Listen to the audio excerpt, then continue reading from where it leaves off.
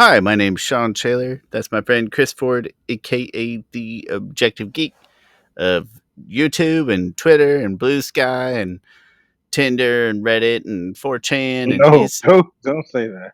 I was trying to sneak it in there. Internationally I think famous. it's 4chan. Inter pre Reddit, but pre Reddit. Oh, okay. I don't know. That's probably not even a fair description. Anyway, Tumblr, Chris of Tumblr fame, the microblog. Welcome to Avatar: The Last Podcasters, where we're going to talk about blank. Chris has a random topic, and he's going to tell me about it right now. It's going to be great. Go ahead. Today's random topic that Shawn does not know about is I don't believe we recorded this. I don't think we have. Is I'm pretty sure we haven't. We've had So much confidence. this really is things. Once I say it out loud, I'm be like, yeah, I think we did record that. I'm not sure. Anyway, it's a what if.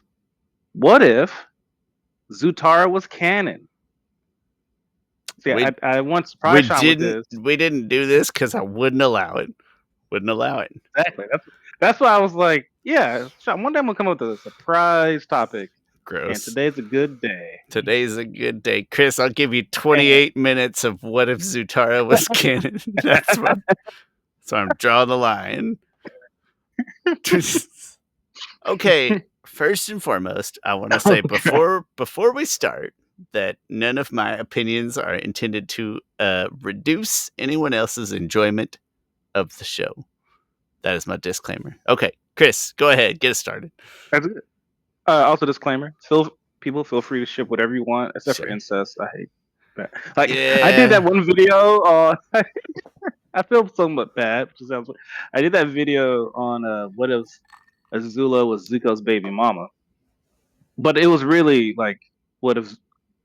I started off with, you have the hook in the video and stuff, and then like within the first minute, I say, "No, this is not incest. That's weird. Go away." It's like, but some people before getting to that first minute in the video was like, "Finally, someone." I was like, no, because also I make fun of those same people. Like, right? It was the theory was if Azula got pregnant and gave birth to Izumi, and then she, through a character arc, she realized that she can't take care of Izumi, and then Zuko adopts her. That's the theory from that video. So you'll hear people say no kink shame. I'll be like, okay, some kink shame. And this is the line, and I think it's incest is where the line is. And although I am probably guilty of shipping Jon Snow with his aunt. That show, it plays by its own rules. Whatever, it's fine. Yeah, I won't say I shipped that, but I was like, they already did it. You can ship it narratively while chastising it personally. Like in my head, I was like, they should just get married for the purpose of the kingdom and uniting the kingdom, and also Jon being the true king and the true heir. Did you ever finish watching? Yeah, you finished watching Game of Thrones. Yeah, no, it's the other one that I didn't care for at all. Yeah. What's that called? Okay. Yeah. Chris, where would you have this? Where would you have this start? Where's the moment where it turns a corner, your flashpoint, and now Katara is complete? I think I know where it is, but where Katara turns a corner and she's, you know what? Yep, I accept this person. I think I even like this person. Where's that officially? I think you start the hints earlier on. You play into that Zutara thing earlier on, specifically in Southern Raiders episode where they went off on their own, and Katara found herself to no longer see Zuko as that. And then I would say, well, first of all, you gotta This is just rewriting now. If you don't want to read, you say drop hints stronger, and I think do you have the Crossroads of Destiny go just like 20% further and more emotional and more hurtful to Katara because they had maybe 10 extra seconds of screen time in that cave, showing some actual bonding. I said, and people don't be gross. I mean that they like have an actual conversation, and then that hurts Katara all the more because she really thought she turned a corner. See, look at you! You're building, you're building some narrative here, Shawn. For anyway, I already don't. I don't buy it, but if I'm gonna buy it, let's make it work. Yeah, if we we would have to lean into the Zutara, even though we don't, ship it ourselves. No offense to people who ship it. Feel free, ship it. This episode's for you, Ashley. It is. We're doing this for you. Chris trapped me into this for you. But yeah, so that's a good idea. Build some of that at the end of season 2. At some point, Aang will have to get a clue that Katara's not the one. But I don't want to crush. I don't want him to build up into this. He'll have to build up and accept. There'll be an arc of him still having that crush, but then accepting the results of Zutara. I don't want the third season to, and it probably would. I don't want the third season to involve ship drama and immaturity from Aang. Hello. Yeah. Just imagine this divide. The community is already not like the most together community. Just imagine the divide if it really was like, oh, it could be Zutara or it could be Katang, like, and then they went with Katang, like there would be so much more vitriol because like right now, Zutara shippers they don't have like that much evidence to go off on, but like if they did, it would be. What if? And then also there'll be more. Let's go super soap opera-y with it, and then let's tie in our last episode, Chris, where Katara breaks Aang's heart, and that's what allows him to open that last chakra, so you don't have to land on a pointy rock to go into the Avatar state. Screw Katara. Screw earthly attachment. I hate the world. He was in. Yeah. Maybe one of my things was like he leans into that. No, it wasn't. Never mind. Chris, we just solved 2 episodes problems with one idea. Look at that. Yeah. So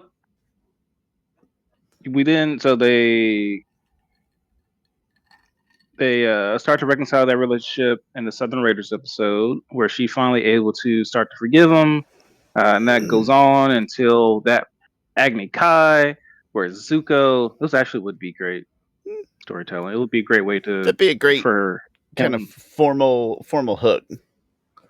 Yeah. Zuko sacrifices himself to jumps in front of the lightning to save Katara, and and then that would show her fully that he is redemptive and he really cares for her. So that would help and build that relationship, and then she would still win that Agni Kai. Pretty much the show goes on as it is. For the record, the show that Agni Kai and Zuko sacrificing himself for Katara, who is not his love interest, to me makes it more powerful. That's his commitment to it. Doesn't get better, Zutara shippers, because they're in a relationship. No, it was beautiful before because that's just his commitment to the good cause, to just a friend, not a love. Because you'll do anything for a person that you have a crush on or you're in love with. You'll do the stupidest crap. No, he did it for a friend. I think that's big. Anyway, that's my diatribe. I'm done. To your point, nothing else really changes too much. You'd sprinkle in more togetherness. I think you end with her end that that scene where Azula's crying and stuff. Right before that, when Katara goes to heal him is more of like she jumps on. I won't say jumps on him or anything, but she fully embraces him before. You thought I was gonna say something else, didn't you? No. Jump. Okay, good. This she fully goes in. It's a very deep embrace, I would say, in that case. It wouldn't just be a go and heal and and I think she might put her hand on the shoulder in the actual episode. You sound like you're describing where babies come from to your children. You're like, well, it's a deep embrace. It's a deep embrace.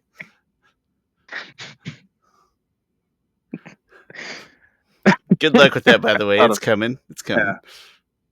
I mean, it's our conversation. Yeah, it's already there. Good. I gotta have it there. Don't shy away from that. Yeah, you can. It was etched into my head very early as a kid. Probably because I have 4 older sisters. I'm like, no sex until you're married. No sex until you're married. And like my parents were. Well, it was specifically my mom. They were not at all shy about.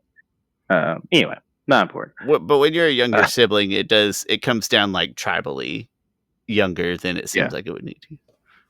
True. Yeah. Also, like probably Santa. Like you do grow maybe up a little faster. Like I never believed in Santa Claus. I don't know if any of my sisters did, but like there was no chance for me to believe in Santa Claus when it's gone. Everyone in that, but that's fine. Anyway. You still had Christmas. Like, all right, what difference does it make? Yeah. Anyway.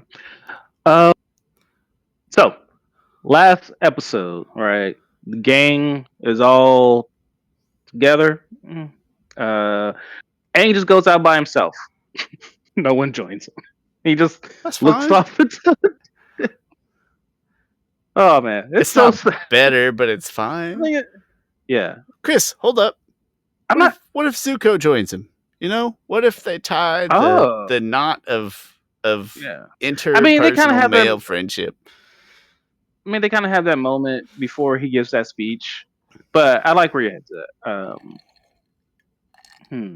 No, what if he gets a vision from Macchiazzo? So there has to be something. What if he meditates? Yeah. What if he meditates in his closure that he gets in that moment is metaphysical? Yeah, I think that's beautiful. He needs something. That last thing he needs something. Not to jump the shark. Yeah, go ahead. But the part I would be more interested in is, Chris, is there somebody, and I hate when people think that it has to be, but is there somebody you have in mind that we've already met then that marries Aang and produces the next Airbender? Because I think that's integral, right? It's not integral that he marries Katara. He can have an Airbender with anybody. Have we met that person? Man, we don't have to have. This is not Star Wars where everything has to be. Everything got to be a Jedi. Yeah. People would like. Some people ship Toph and Aang. I'm not one of them. That feels horrible to me. It's fine. There's this one person particularly who ships Aang and the Zula, and I'm like, I don't like it. That's just for shock value. I see some appeal to it. I don't float it at all. But anyway, if there was anyone, definitely wouldn't be Sukizu Sokka. I mean, there's always no. There are 2. I don't like those 2. I was say Aang and Ty Lee, but they're kind of both on the same. That feels kind of grade schoolish to me. Like, oh, you 2 are similar. It's like I mean, I guess. You'd say the same about Ming. You just don't know enough about her to have an opinion. Yeah. I think you don't know her. I think Aang can meet her at some other point in his life, and we can have a new character. He did.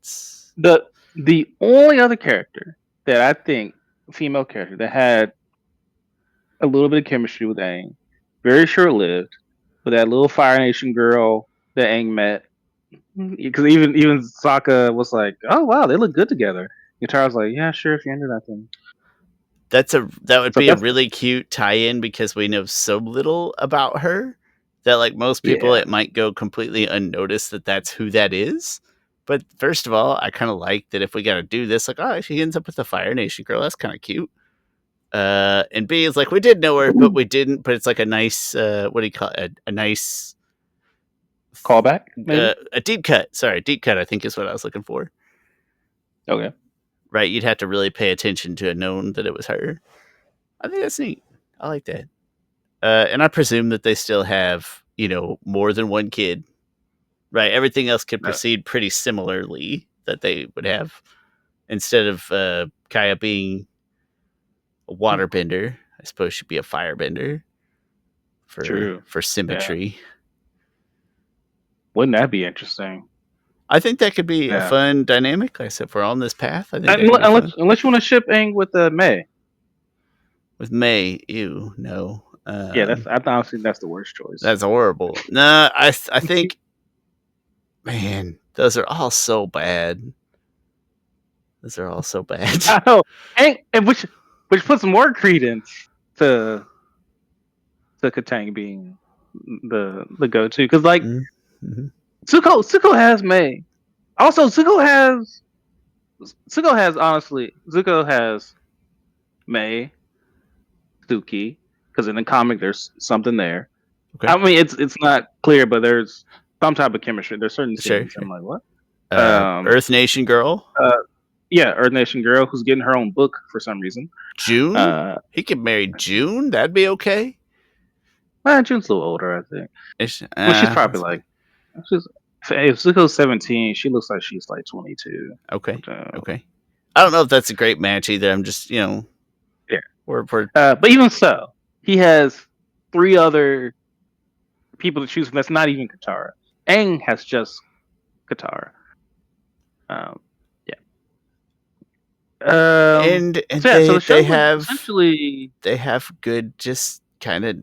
I'm not saying they have the best kid. It's not the greatest love story ever told. It's not supposed to be, but their personalities blend in a way that makes them an interesting couple beyond the show. Into Korra.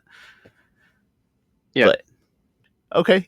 What else? Anything else that would change in particular? Probably beyond the show, right? Let's say. I like the Fire Nation. I think that's your best pick. I think that's a fun, deep cut, but there's no like preconceived notions about how they'd be together. It's like, no, that's a pretty blank canvas.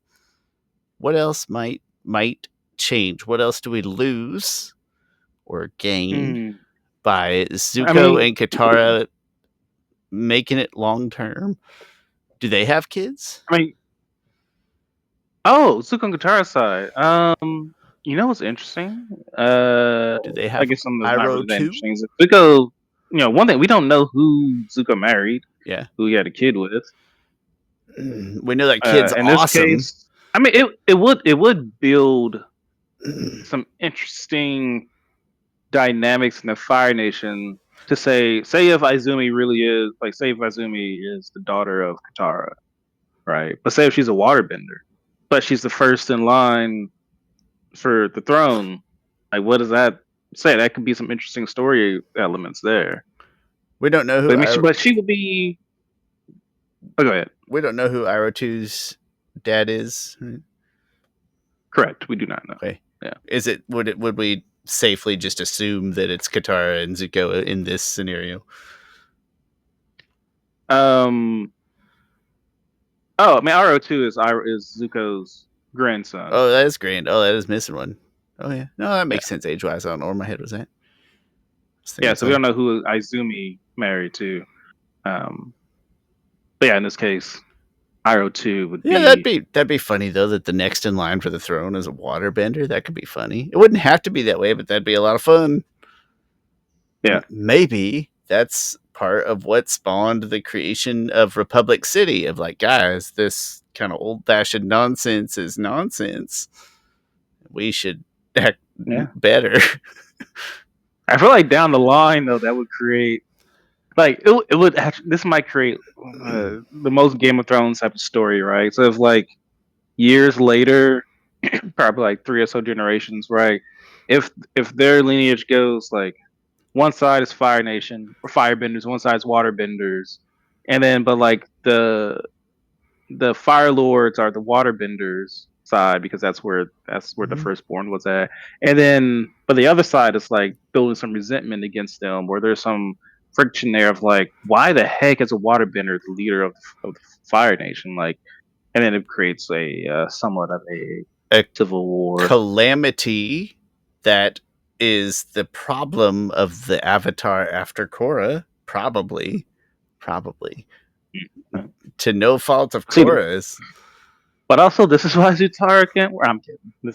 No, listen. I think we if Zutara was canon, there'll be civil war. Yes, that's the inevitable outcome. That's it. No, I'll never go any farther with it, but I think you could paint a decent little picture there. I think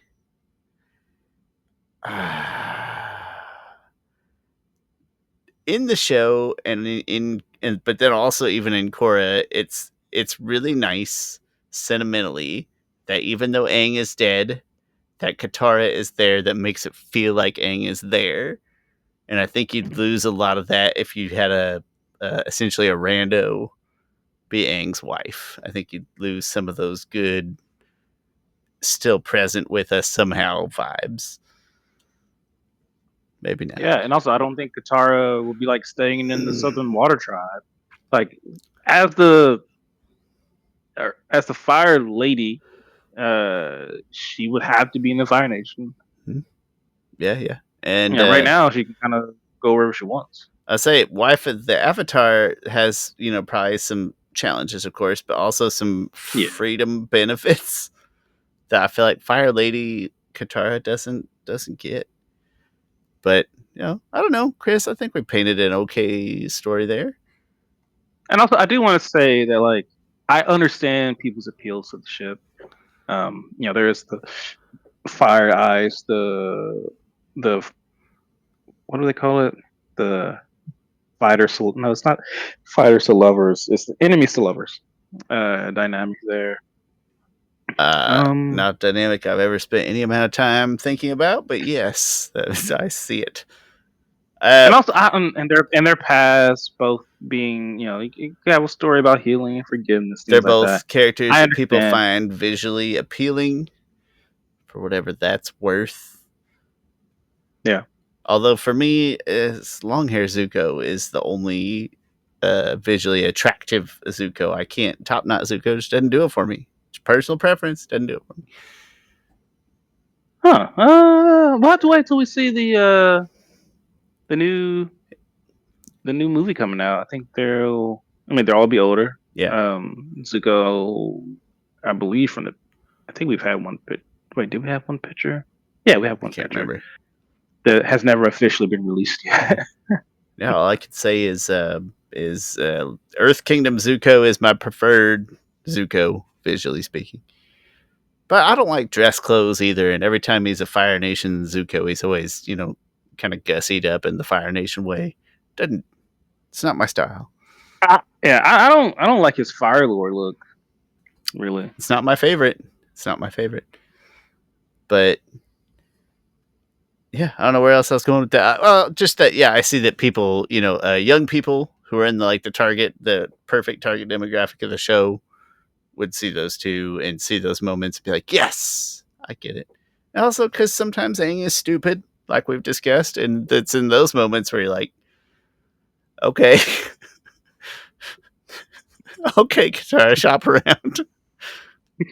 But no, ultimately, there's a lot of story elements that I think are made as good as they are by Aang and Katara being together. I'm now just thinking how much worse the show would be if it really was a Twilight Team Jacob or Team Edward. That would be Team Aang or Team Zuko. That would make season 3 the worst season of Avatar as opposed to what it is, which is the best season of Avatar.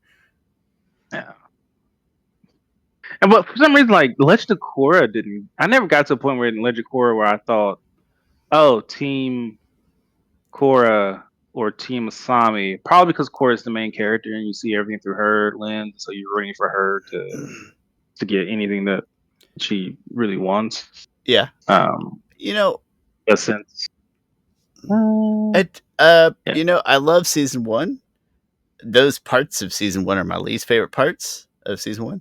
And then it was interesting to hear. It was very validating to hear Gio like echo the same sentiments, be like, you know, this was kind of stupid. They spent time on this, and I didn't feel like they needed to. And I'm like, yeah, they did. And just, you know, I don't know, but I'm a minimal love story in my stories kind of guy. What can I say? I know you are. That's why. I was like, screw Shawn. I'm gonna write this because Chris, you gotta follow your heart. You have to. That's where good stories like come from. Shawn's not the target audience for this scene. That's fine. I think the only thing that I always wonder if people are like, I bet Shawn's a horrible husband. I bet he's not romantic or anything. It's like, no, you stop it. You hypothetical people who maybe nobody has probably ever said that or cared. I worry that people care or say that. But in reality, it's like, oh, I'm very romantic just in the privacy of my own life in my own home and not, I don't want to read about it in books. Are there, I meant to ask you, and this is cut off whenever, or you can give the sign off and then I guess, are there any relationships in any movie, book, fiction, or anything that you love? Okay, give me a minute to think about it because I know that I can answer that well. I'm not big on most of the Harry Potter ones. I think those all just. I think they're fine. They just kind of fall into place. Like, all right, Mrs. Weasley gets Harry as a son. Yay! I guess that's great or whatever. Hermione and Ron. That's more of a family thing. Yeah, that to me, I like a little bit. Other than that, Ginny doesn't have a ton of personality. I still like it better than Ron and Hermione, who I do not think would function that well as a couple. I don't like their interactions and the way that they become a couple. It's weird to me. But let me think, because what comedies maybe like Jake Peralta and Amy. Jake and Amy is nice. I think that's a good example. I think that's a good idea. I like that they're both very dedicated to the work and they have shared big picture, like common goals, but they're different people with different means of getting to it. I think that's what creates like an interesting pair of people, but that still are working together. I think that's a great example. What other shows? What about Eleanor? And it's kind of easier in comedies, like Eleanor and Chidi from The Good Place. I think I could take or leave that. I don't know if I have strong feelings about them fitting together. Other than the fact that I always liked their. To me, them, it feels like they're making a choice, and I always tell people first and foremost that love is a choice they make every day. You got to separate that from the attraction and understand. Not that you can't have both. I want you to have both. But you have to separate those things, or you won't be a good significant other if you're not making love as a choice as opposed to a feeling. Better be making love. Sorry, choosing that did sound bad, but I think you got what I'm saying. It's probably easier in comedies because it's less. It's less impactful. But what's non-comedies I even care about? Ted Lasso, I like that in Ted Lasso he doesn't really get a solution. Like they just he tries some things and he doesn't really get a strong resolution, but it feels real and it feels like he's trying. And it's appealing. It feels relatable. I don't mind that there's no like resolution to his love life. I know that sounds kind of opposite of what you're saying, but I think that's a hard thing to come to terms with because you really want him to have a happy ending in that regard, and he doesn't. And I was like, oh, I think that's real. It feels real. What else? What do I even watch? I'm just looking up at my does stuff. Does Jackie Chan get the girl at the end of Rush Hour 2? I can't remember. Oh, I forget Rush Hour 2. Isabella. I think she gives him the wink on they're in the airport. They're in the airport at the end, and she's going to New York, and then Chris Tucker and Jackie Chan make up excuses to go to New York at the end to see the Knicks play. Coincidentally, when the Knicks were previously good, as opposed to current. I think my favorite couple in anime is probably Yusuke and Keiko from Yu Yu Hakusho. It's just those two are like she doesn't take his crap, and like by the end of it, she's like, I mean, she's the side character. By the end of it, because Yusuke goes off to like the demon world to like rule it in a certain way. I know this sounds weird, but in the show, you find out that he has a demon in him, and he's actually a demon. Which is why he can do anyway. He goes to Demon World, fights in the tournament and stuff. He loses the tournament, but he stays there for a while. Stays there for like way longer than he probably should have. And then Keiko's like, "Screw it, Yusuke, I'm done waiting on you. Like I'm done." And then like he arrives right then. He's like, "I know I don't want you to wait either." And then they get together. She jumps in his arms. Like everyone is there. All of the team is there, and they're all like playing in the beach. I don't know. It's in Lord of the Rings, I always want Aragorn to end up with Éowyn instead of caring about Arwen. I think Éowyn, she's grounded. Chris, you don't like Lord of the Rings, do you? Never mind. Those names mean nothing to me. I think Aragorn. To Lord of the Rings, people, Aragorn is Viggo Mortensen. Yes. The guy, right? So, and then Éowyn versus Arwen. I think Lord of the Rings fans would all know if I say I would choose Éowyn. That's it's like a light team Jacob, team whatever vibe before that was a thing. Man, what about Friends? I know it's a comedy, but in Friends, I would tell you that Chandler and Monica is my favorite couple, and that Ross with anybody is bad. Yeah, they're great. Oh man, my Rachel with anybody is bad.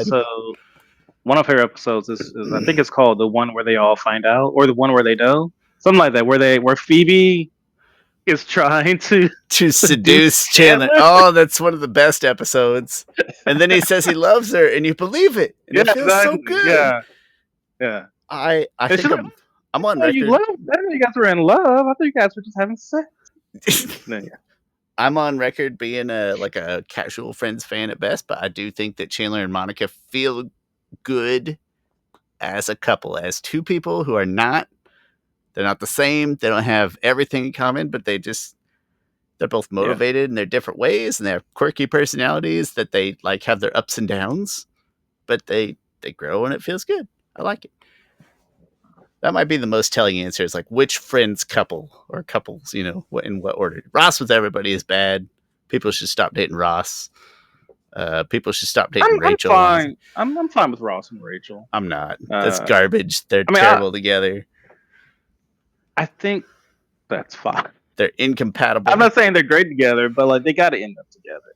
Like just in terms of the show ending, they got to end up together.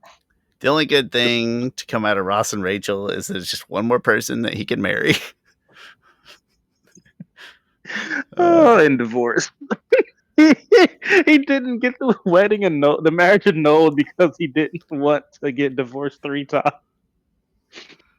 And just so we could all yell at each other and say, "Oh, we were on a break." That's the only good thing to come out of Ross and Rachel. But Chandler and Monica, I genuinely like, or at least in a heartfelt way, I always find myself rooting for, intentionally or otherwise.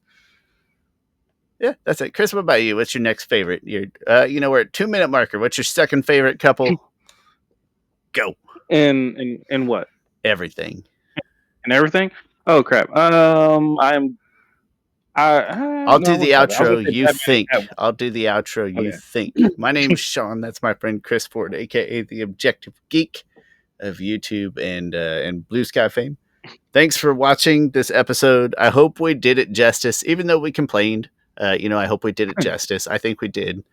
And if you have, comments, your own thoughts, feedback, leave those for us.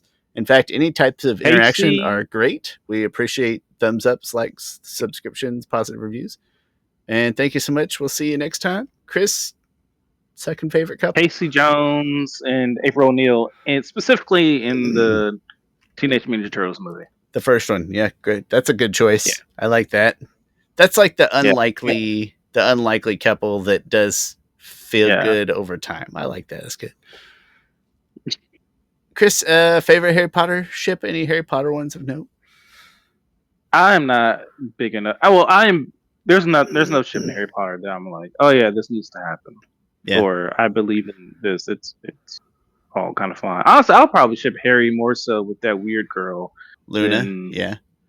Yeah. Luna's great. Underappreciated.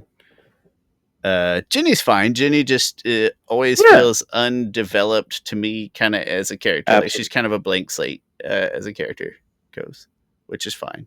Which is weird to say about a person who had an entire movie where she was the bad person. That's telling. That is telling. But anyway, hey, thanks for watching, everybody. We'll see you next time.